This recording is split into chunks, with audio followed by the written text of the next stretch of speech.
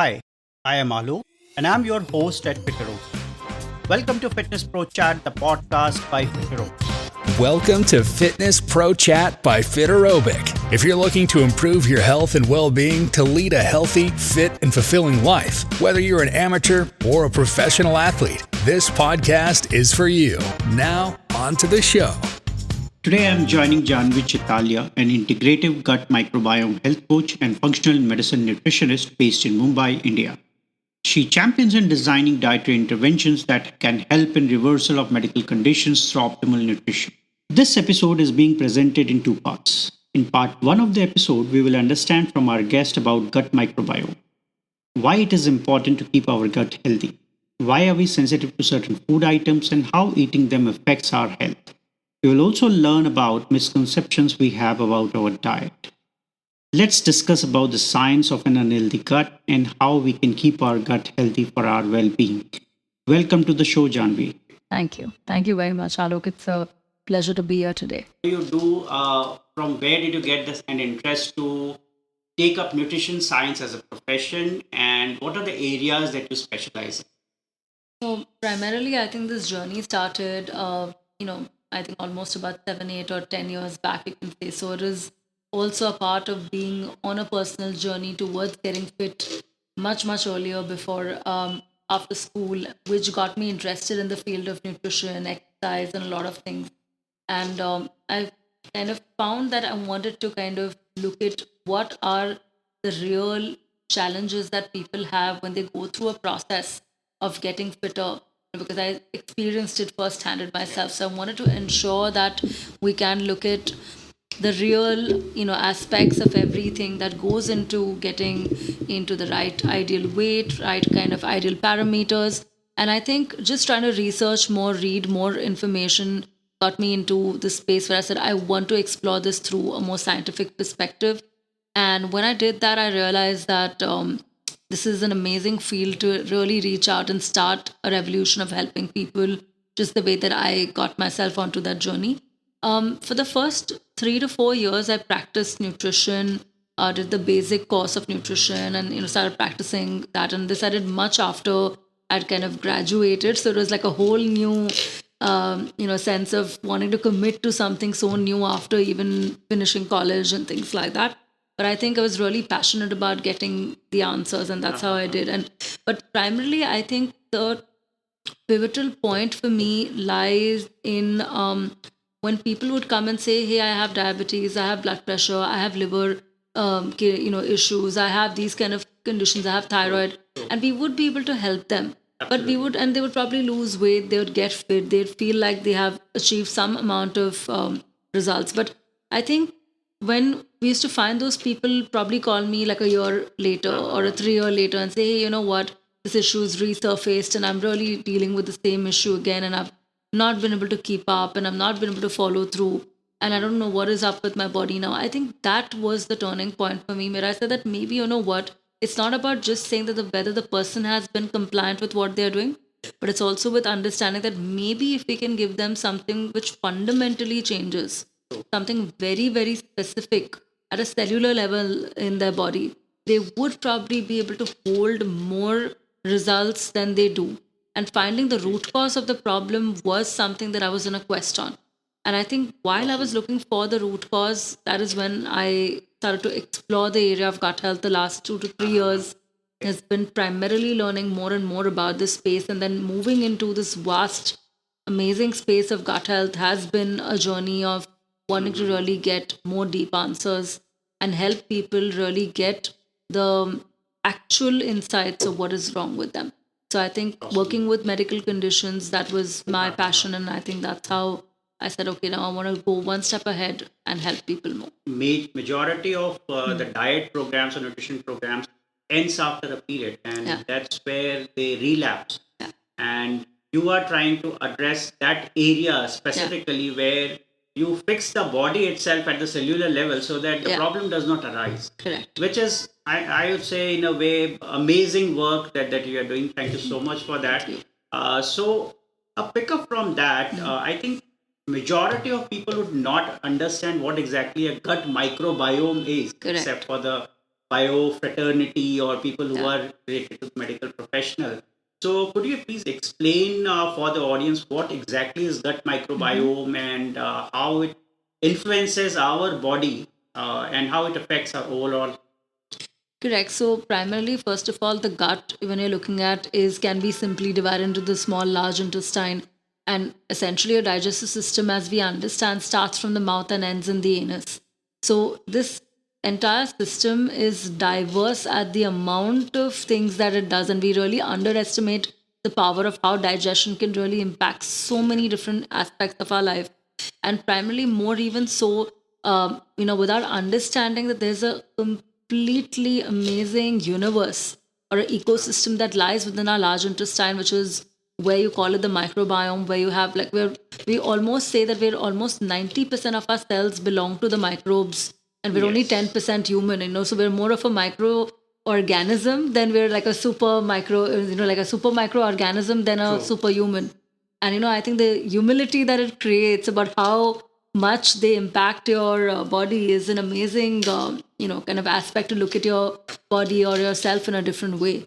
So the gut microbiome primarily is to look at how these microbes that live in tandem, so we have about 80% good bacteria and 20% bad bacteria. That is approximately a good balance to be in. Now often, because of several reasons, anything from maybe having erratic diets, maybe not very competent lifestyles, having probably a lot of stress, also dealing with lack of physical activity, Yeah. dealing with maybe having a lot of maybe antibiotics, non-steroidal anti-inflammatories, painkillers, maybe having issues with sleep. All of these alter the way this 80-20 balances, to say so in a very Okay. simple manner. And the synergy of the beauty of the good bacteria and bad bacteria that live together is beautiful. But when you tip off this balance, is when all the issues start. Anything from a diabetes to a blood pressure to acid reflux to a constipation, IBS, all of these, or even heart disease, can find its underpinnings in starting with the dysbiosis or the imbalance of the gut microbiome. Okay. Now, what we really typically also want to understand is the gut microbiome not only influences our digestive forces, but they have an impact on practically almost every other function of our body, from our hormonal balance, which is to Oh, do with our thyroid, which is to do with our, even like menstruation and all of these things as well. Also to do with our mental health. So a okay. lot of today we're hearing a lot about anxiety than we were speaking about that Yes. before. And a huge amount of that is correlated with having lack of the good species of bacteria in our system. So, Oh, a lot of it goes back to the gut brain axis, a lot of it uh, goes back to the imbalance of the microbiome. So, even that as well. Also, even when it comes to our overall immune function, in the last think 2 to 3 years, everybody's spoken about how immunity is so important in exactly. COVID. And the beauty of this is that we understand that 70% or more than 70% of our immune system lies in our gut. Today, if somebody, you go back to your biology class, you'll remember what your digestive system looks like. You'll probably True. remember what your respiratory system looks like. Yes. But when we ask you to say, okay, how does your immune system look? Nobody No has an one. answer. That's Absolutely. because it's so abstract and you sometimes don't realize how Uh-huh. these things show up, right? And that's exactly because it's in your gut.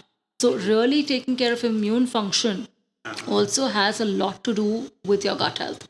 So primarily, this gut microbiome, to summarize, is like I said, an ecosystem or a universe where you have bacteria, fungi, viruses, archetype, and a lot of things living Yeah. together in balance. And you want to try and do your best to keep this balance in place so that we Okay. can keep our body in as much as homeostasis or balance as possible. That's very interesting to Yeah, know. We talked about good bacteria and bad yeah. bacteria from the body perspective, and we would definitely would want to understand how food impacts good bacteria and bad bacteria Mm, imbalance, right? How it creates that imbalance. correct. Especially, we have seen a lot of food intolerances Yes. these days, Yeah. and there's a whole new category of gluten-free products that Yes. has come up in the Yes. market, Absolutely. and they're selling at a, I would say, exorbitant Yeah. price. So, are these say gluten-free products Hmm. really effective in helping with the good and bad bacteria Hmm. balance?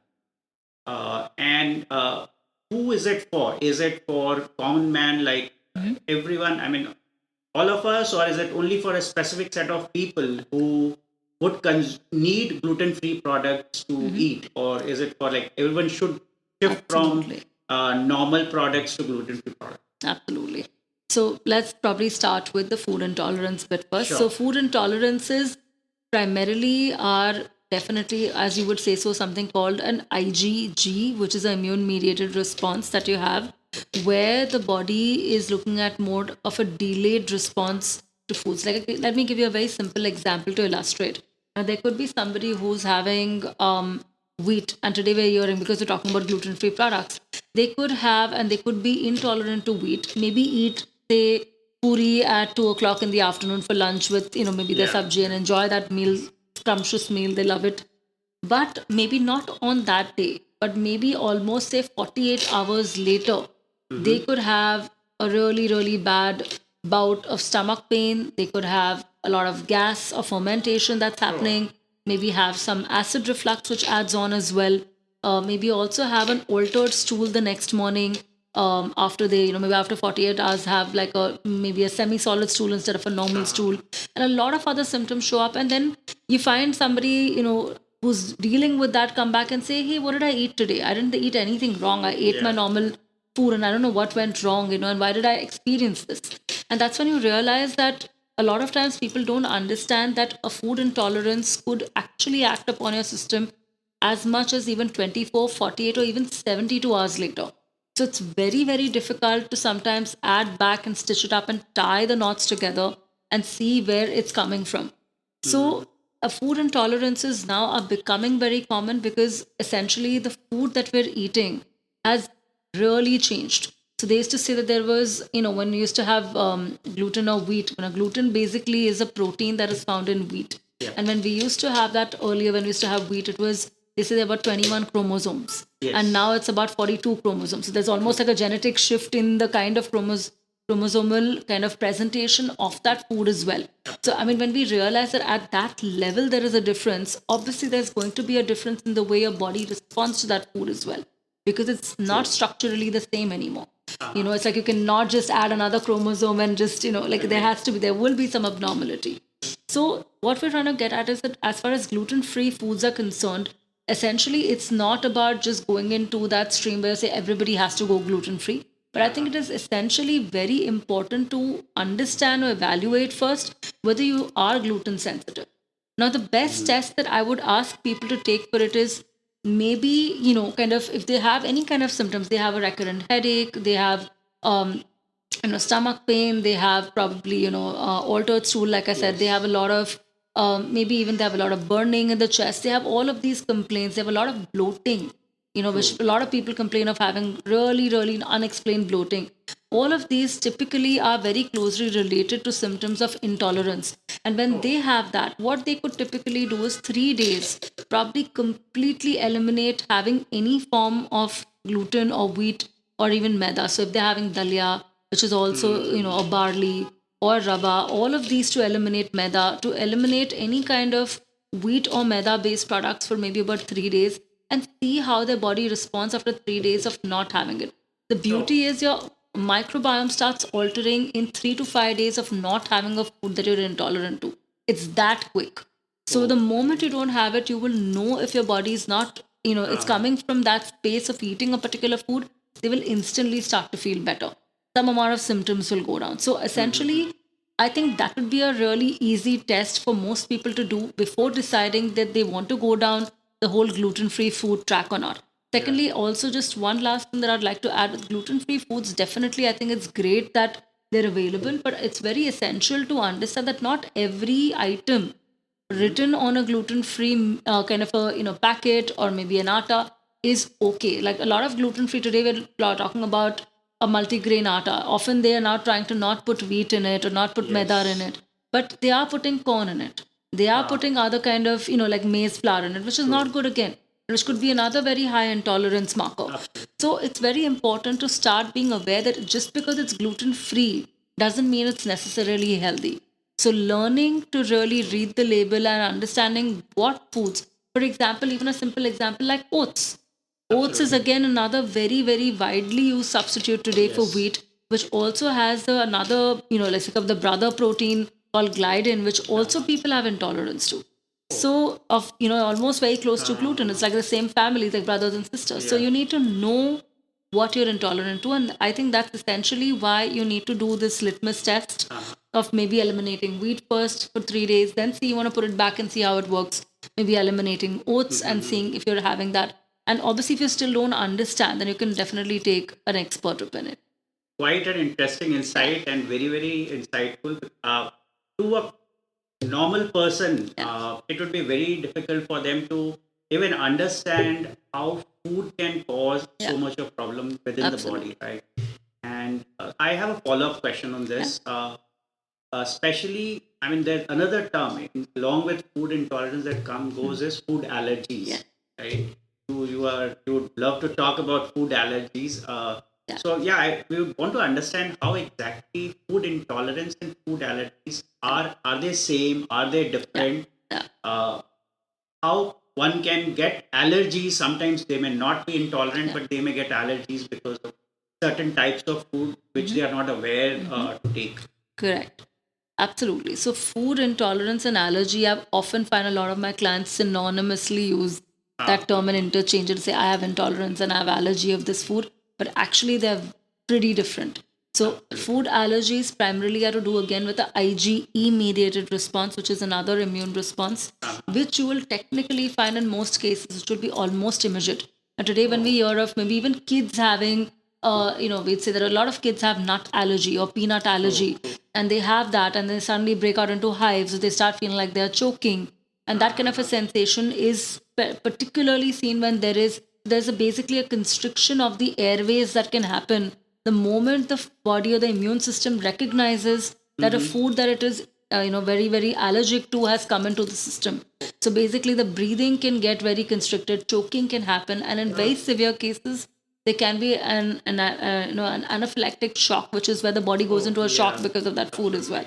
So it could be a case of very severe allergy, not in every other case. So primarily, you can distinguish an allergy as saying A is a IgE response. Secondly, it is more to do with presentation of respiratory symptoms first. Like you'll see, maybe a little bit of like a mucus phlegm, or you'll see runny nose, you'll feel a cough, or you'll feel any of these symptoms or constriction in breathing. They are normally the symptoms that you see first over digestive symptoms. Secondly, the other aspect is that you'll see a lot of skin presentation involved in this as well, like urticarial presentation or hives, people who get these red itchy bumps that suddenly come up after eating something. That could also be related to allergies as well. So when you have an allergy, and normally the action time for figuring out an allergy is much simpler. It could be anything from 10 to 15 minutes to within 2 to 3 hours. You will probably most likely see an allergy response. And most people, as you say, okay, I had an Allegra, or I had I had a cetirizine, or I had something to help me calm that down. A lot of people have that because they can kind of normally find it easier to point out that I've had an allergy. So and most people over a period of time even become more aware of allergies that they have over intolerances. So I think essentially it's very important that first you understand that they are not synonymous, and dealing with them, specifically, yes, you can always eliminate both kind to see a difference, and you will see a difference even when you eliminate your allergy markers as well. But in most cases, I think knowing the difference is very important, because another aspect about allergies is that there are environmental markers which are also a part of it. Like intolerance never has an environmental marker. While you will probably think of maybe say, if you have a pet at home and you're allergic to probably the hair of the dog, or you're maybe allergic to dust, or maybe mites, so things like that, which you can't see sometimes to naked eye, that would also raise your IgE, even if it's not coming from your food. So that could be an environmental allergy, which normally when you do something like an IgE test with a Fardia top, you will be able to recognize if it's coming from an environmental allergen as well or not. So these are the differences. And I think essentially that is why, first of all, really being sure about, especially for younger children or kids, I would very strongly recommend parents to be able to distinguish if they have an intolerance or an allergy, because allergy can get very, very, it can in very, very few, in some cases, can get really, really serious. So it's very important that it's distinguished. Only when you distinguish can you decide when you have an episode that what are you actually dealing with. what are some common misconceptions people have about their food habit, and especially that are leading to intolerance? You talked about some of these, and food allergies in some cases. Yeah. Any specific use case which you'd want to cite and share so that people can understand it in a better way? Correct. So I think, like I said, that one of the main misconceptions that people also have about, foods are that often they are always thinking that unless and until, like, this is a very common one that I would probably not cite one example, but a common thing which we come across in our practice, and I see that very often, is that often till somebody doesn't come in and say, you know what, I had a really terrible stomach bug, or I had a really bad infection, they people don't recognize that there is probably an imbalance in the system. So you're waiting for like a really bad episode of, maybe you've had like 10 episodes of diarrhea, or you've had severe vomiting, or if you've had a really bad presentation of itching, and then you realize that, okay, you know what, I want to take care of this issue, I probably may have an issue. Often what I really feel is that people think that, the I'm not saying that imbalance, yes, it's not like today maybe you eat a street food tomorrow, and that's Yeah. not really hygienic, and you pick up a bug from that. That's very possible. I'm not saying that's not possible. But it's also very important to understand that it's about the terrain of the host. The terrain of the host, what I mean is that not everybody, like, let me give you a simple example. There could be two best friends, and those two best friends can say that, okay, both of them eat that meal together, Yeah. and they eat their favorite, maybe say pani puri together at the stall, and one person falls terribly sick and nothing happens to the other person. The Yes. misconception here is saying that, okay, you know what, maybe I think I probably overate, so I got it. The point is to say that maybe that's not just because you overate that extra three puris over your friend. Exactly. It could be to do with the fact that you probably don't have a very, symbiotic, or you don't have a very synergistic kind of relationship in your gut microbiome, which has caused you to have more predisposition to getting that infection over your friend. Your friend may have a more balanced gut than you do. And that could be the reason why. And this may have just been like, it's like the last hammer on the brick wall. Yes. But not necessarily this was the only hammer. There must have been many a times that you must have seen that there were small episodes where you kind of tie back again in memory and say, okay, you know what, I had this reaction then. Yeah. And that is only when you go through something like this that you realize, why did this happen to me? So my major misconception I see in people is that don't wait till the final kind of, hammer hits the brick wall. Yes. Look at smaller episodes and try to at least evaluate or understand why they have happened in the past. Yes. And that may help you to probably nip some kind of an imbalance in the bud much earlier than waiting for you to kind of go into a huge long course of antibiotics, and then deal with a lot of tests and do a lot of things. Yes. And then realize that, okay, now something is finally wrong with my gut. So this is one misconception that I think, and this brings me to an amazing fact, Alok, which I'd love to share, is that we all know that our fingerprints are unique, right, to each person. Yes. If you realize, a gut microbiome is also unique to each person. There is no one person in Very the world, interesting fact, actually. absolutely, who has the same microbiome. So you can imagine the kind of diversity of microbiome that you can see or feel, and that could be another reason why somebody reacted to something and somebody did not react to something when they ate it. Very informative, and I would say very interesting fact here, because majority of us would not be even aware. We feel, okay, yes, genes are different, chromosomes are different, but it could be like, even in our body, everything is. Each individual has their own way to react. Each individual has their own way to take food, and the body reacts to it in a different way. Could you please share some of the examples of how gut microbiome can impact our overall well-being, especially when the food that we eat makes us, Yeah. right? So how exactly keeping the gut healthy can really help us to improve our personality, can help us to improve our health overall. Right.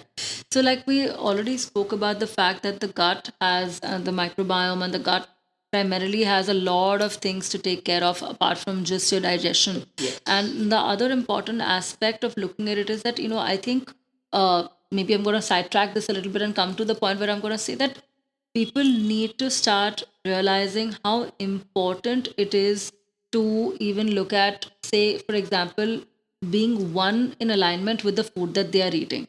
One is to understand your intolerance allergy that we already spoke about, but connecting with your food. Today, half the times we probably find people having issues because they may be on a deadline call, they may be watching Instagram on the phone, maybe the TV is on, maybe they're doing 10 things and then they're eating that meal, expecting that breakdown of that food to happen well in the system and for that to get absorbed. And clearly, so many signals are getting passed into the system at that time that it's not going to be able to focus on one aspect. It's as good as talking about somebody being at their optimal productive best when they're doing one thing or not. So you can't expect your body to all the time be in synergy of multitasking and then still do a very important function every day. I think we often take digestion for granted in our system that ye to ho jayega, which should not be the case. So essentially, the way that you break down food and absorb the nutrients can literally demonstrate everything from how often do you get a B12 deficiency, how well do you absorb the iron in your system and how much your hemoglobin is, how much is your ferritin level or your zinc levels, which have a huge connection to low stomach acid issues where people complain about acidity all the time. It has an impact to that as well. Again, another very important aspect is that when you're looking at production of serotonin and dopamine in the gut, which is about 75% of, like, more than 70% of serotonin is produced in the gut, 50% of dopamine is produced in the gut. When you're looking at that, they are our happy hormones. So that also they are basically produced, like I said, in the gut, where when there is an imbalance, when we are not absorbing our food well, when we're not breaking down our food well, when the gut is compromised with dysbiosis, you will see that we will have less of these kind of happy hormones in our system. And you realize that people are feeling fatigued all the time. People are feeling tired all the time. They don't feel like themselves anymore. Their confidence levels goes down. They feel like they're not the happier version of themselves most of the times. It doesn't happen overnight. A lot of these things are to do with constantly not being able to create that kind of a balance in the body where you have enough of these neurotransmitters being produced as well. So all of these connections do have a lot with your gut health as well. And that is why it's important that overall, when you look at gut health, you're looking at multiple aspects of how it could impact your system. And often just saying that, I just think that these days I'm really stressed, so I'm not in a good mood or I'm not happy should not be the answer you take for granted. Always try to look beyond the layer that you see, because by the time you felt it, your body has felt it maybe for many months before you have come into cognition of realizing and being able to cognify that this is happening to me right now. So I think that's very essential to start bringing more centered awareness into your system of how your body is responding to different things, and then not leaving it only at a surface area, but trying to understand the real causes behind it. Awesome. I mean, that helps me to say understand. I think today it's been talked about, everyone talks about mindful eating. Absolutely. Right? And you talked about connecting with the food. So are they part of the same coin, or are they one and the other similar things, or is there any connection between the two? Or Absolutely. So mindful eating and, obviously eating in alignment with your food is almost like the same thing. I'll come back to this beautiful term that I learned of when I was studying, and I still continue to study. I love studying about this subject. It really excites me every other day to keep pursuing this. There's this beautiful term called intuitive eating. Now, intuitive eating comes from the space where we say that we were born with knowing what exactly our system likes in terms of being in balance. Now, the foods that we need to eat, the choices that we make. So when you see, like I said, that, and when do we need to eat? What is the right time to eat? You see a baby today, the baby knows how to sleep, eat, poop, and that's it. And they were not necessarily taught that. This is something that came intuitively from their intrinsic being. Now, that is something we've known before we've known anything else in the world. But today, most of our issues, if you go back and see, are going back to not pooping well. 90% of the people I meet are having pooping issues. Another 90% of the people that you're looking at as the same people are also having sleep issues. And they're today also having issues with not being able to eat the foods that they want to eat, or they can't tolerate food. So it's going back to intuitively trusting what your body knew about the real truth of what your body thinks is balance for it. And for balance could look different, or allostasis can look different for every person. So I think essentially mindful eating is just going back to recognizing when your body is giving you the cues that you need to listen to, and completely being able to be one with the food, to be able to recognize that, okay, you know what, this is what this food makes me feel, number one.